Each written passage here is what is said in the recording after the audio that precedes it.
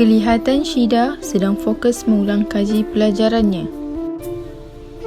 Tiba-tiba, terlintas sesuatu yang mengganggu fokusnya, lantas dia termenung memikirkan perkara tersebut sambil bermonolog sendiri di dalam hati. Kenapa Allah pilih aku untuk diuji dengan kegagalan ya?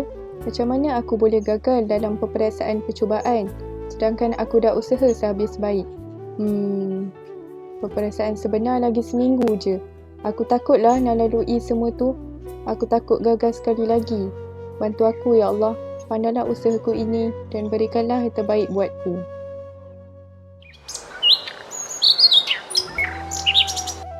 Kelihatan Aisyah yang pucat lesi sedang baring terlantar sakit setelah beliau dikejutkan dengan satu berita di mana beliau disahkan menghidapi kanser ovari tahap 3 baru-baru ini. Disebabkan keadaannya yang kurang stabil, kini Aisyah tidak dapat meneruskan pembelajarannya seperti biasa dan beliau terpaksa mengambil keputusan untuk menangguhkan dahulu pengajiannya.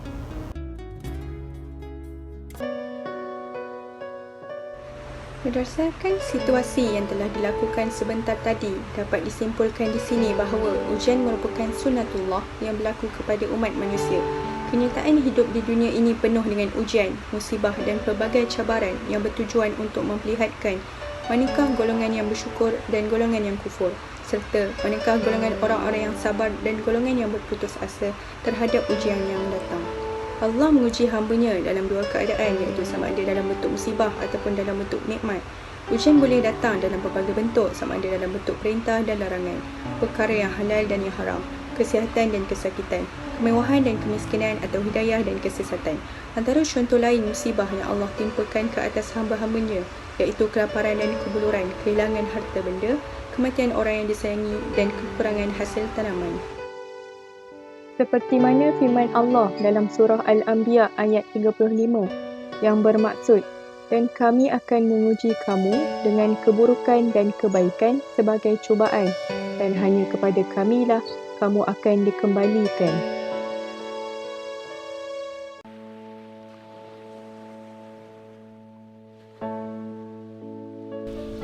Kelihatan Syida sedang khusyuk membaca Al-Quran di atas sejadah. Perkara ini telah menjadi rutin hariannya sebelum dia mengulang kaji pelajaran. Beliau berharap semoga dengan amalannya yang sedikit itu akan menghilangkan rasa takut dan gelisah yang menghantui dirinya selama ini.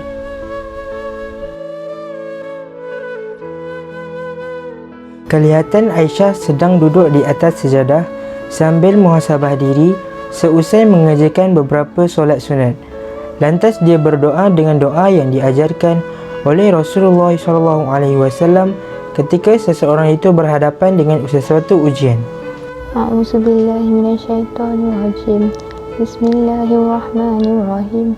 Inna lillahi wa inna ilaihi raji'un. Allahumma jurni fi musibati wa ahlif li khairan minha. Sesungguhnya kita milik Allah dan sesungguhnya hanya kepada Allah kita akan dikembalikan. Ya Allah, berikanlah pahala di dalam musibahku ini dan berikanlah ganti kepadaku yang lebih baik daripadanya, serta kurniakanlah kesabaran dan ketabahan buatku dalam menghadapinya. Amin amin ya rabbal alamin.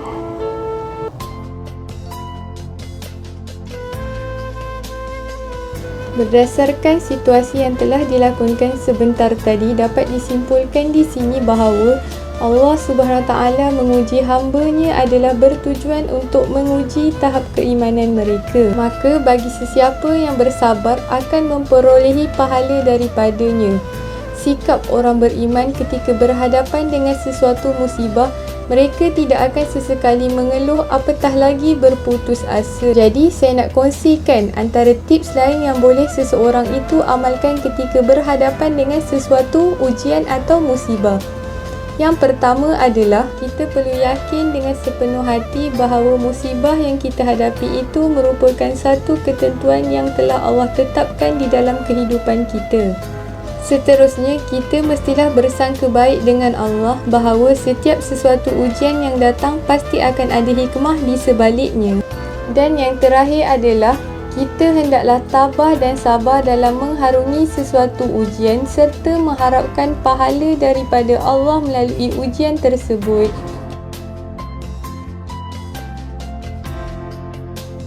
Jadi saya ingin berkongsi satu kisah teladan, iaitu daripada kisah Ummu Salamah sewaktu beliau menghadapi peristiwa kematian suaminya, iaitu Abu Salamah. Beliau telah membaca doa Inna lillahi wa inna ilaihi raji'un dan mengucapkan Allahumma jurni fi musibati wa ahlif li khairan minha. Berkat doanya itu, Ummu Salamah telah dipinang oleh Rasulullah SAW selepas tempoh iddahnya tamat, dan beliau pun menerima pinangan Rasulullah SAW itu.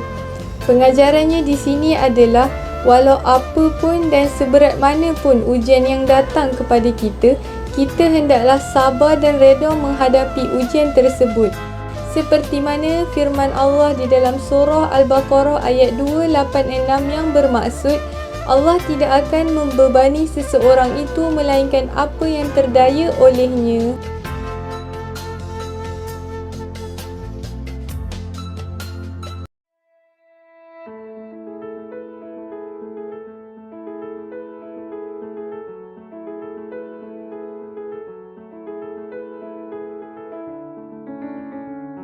Kelihatan jelas keriangan riak wajah Syida melihat keputusan SPM yang dipegangnya itu lulus dengan cemerlang. Senyuman manis terukir di bibir dan lantas ucapan syukur dilafazkan. Alhamdulillah, syukur padamu ya Allah atas nikmat ini.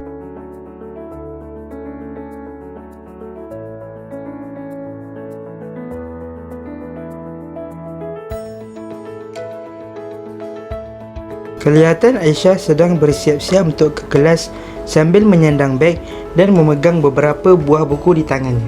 Memandangkan Aisyah merupakan pelajar tahun akhir, kini dia sedang sibuk menyiapkan tesisnya.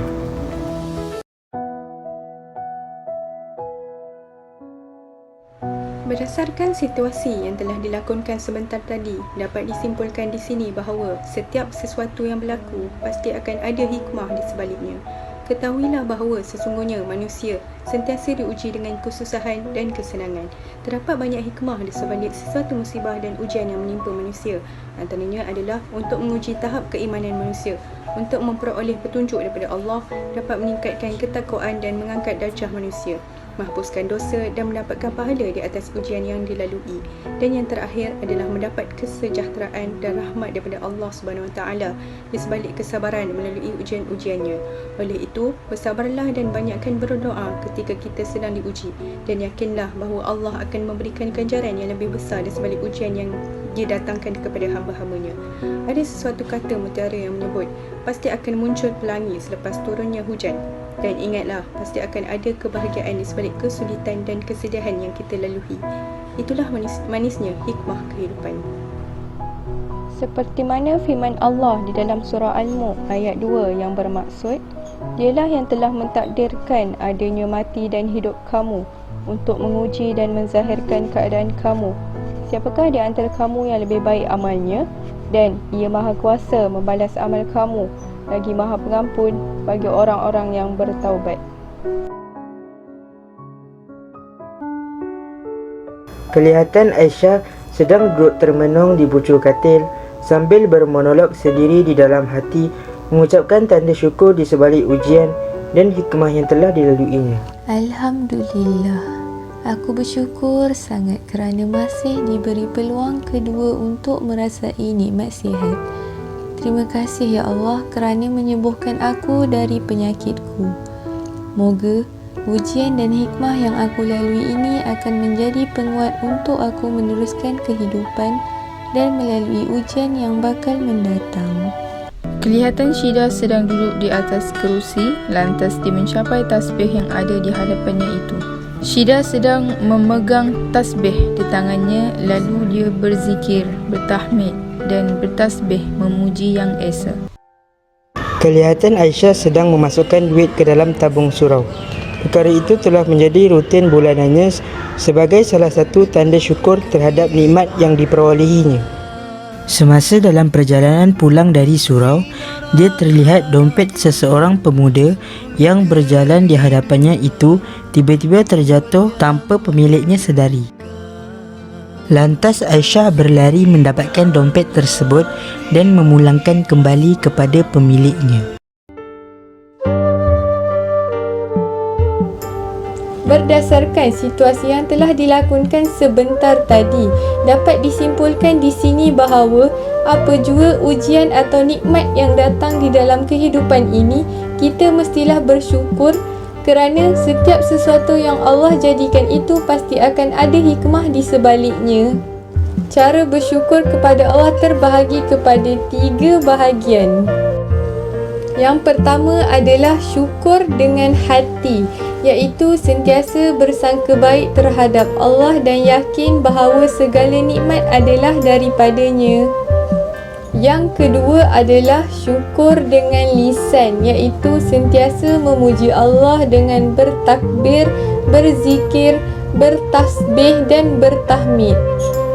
Dan yang ketiga adalah syukur dengan perbuatan, iaitu sentiasa melakukan ketaatan kepada Allah dan meninggalkan segala larangannya, berakhlak mulia serta suka melakukan kebaikan di dalam kehidupan. Jadi, walau apa pun yang terjadi di dalam kehidupan ini, kita perlu bersyukur di atas setiap takdir yang telah Allah aturkan kepada kita, kerana di sebalik sesuatu ujian itu pasti akan ada hikmah dan kebaikan selepasnya.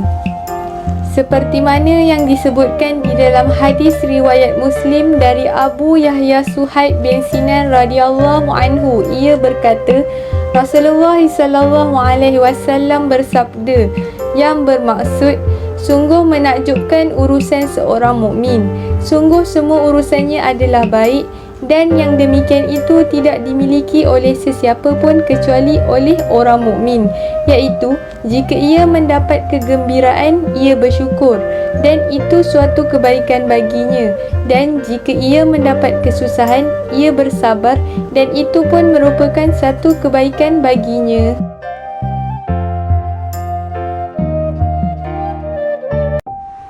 Pengajaran yang dapat diambil daripada keseluruhan kisah sabar anugerah terindah adalah yang pertama, sebagai umat Islam, kita hendaklah yakin bahawa setiap ujian yang berlaku pasti ada hikmah di sebaliknya. Yang kedua, orang yang beriman perlulah menghadapi sesuatu musibah dengan sabar dan tabah serta bertawakal kepada Allah Subhanahu Wa Taala. Seterusnya, kita seharusnya tidak mudah berputus asa apabila menerima sesuatu ujian. Yang keempat adalah orang yang beriman mesti melazimi amalan, berdoa ketika ditimpa musibah serta meletakkan pergantungan hanya kepada Allah. Pengajaran yang terakhir yang dapat kita ambil dari kisah ini adalah sebagai umat Islam dan hamba yang beriman, kita perlu meyakini bahawa balasan syurga dan pahala yang dijanjikan oleh Allah kepada hamba-hambanya yang bersabar di atas setiap takdir yang telah diaturkannya. Kerana dalam kita merancang, Allah juga merancang, tetapi Allah adalah sebaik-baik perancang. وَلَنَبْلُوَنَّكُمْ بِشَيْءٍ مِّنَ الْخَوْفِ وَالْجُوعِ وَنَقْصٍ مِّنَ الْأَمْوَالِ وَالْأَنفُسِ وَالثَّمَرَاتِ وَبَشِّرِ الصَّابِرِينَ الَّذِينَ إِذَا أَصَابَتْهُم مصيبة قالوا